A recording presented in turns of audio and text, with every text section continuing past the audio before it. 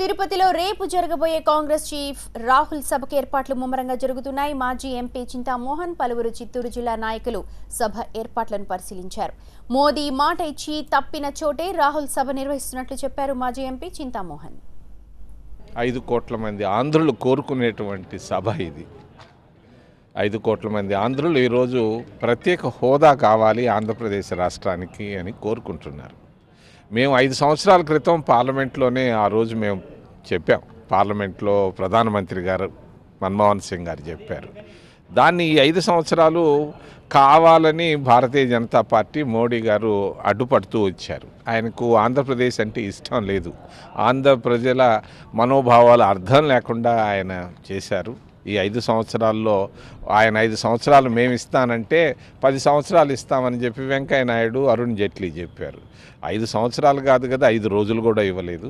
రేపు జరగబోయేటువంటి సభ ఇది ఒక చారిత్రాత్మకమైంది ఆంధ్రప్రదేశ్ అభివృద్ధికి. ఇది 5 కోట్ల మంది ఆంధ్రులు ఆకాంక్షిస్తున్నటువంటి సభ.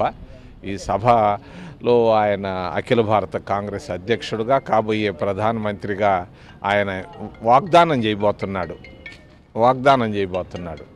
ఏమనంటే మరి ఆంధ్రప్రదేశ్ రాష్ట్రానికి మేము అధికారంలోకి రాగానే ప్రత్యేక హోదాని ఇస్తామని. కాబట్టి అందరూ తిరుపతిలోనే కాదు, చుట్టుపక్కల జిల్లాల్లోనే కాదు, చివరికి వికలాంగులు కూడా ఈ సభ కొరకు వచ్చి వినాలని కోరుకుంటున్నారు.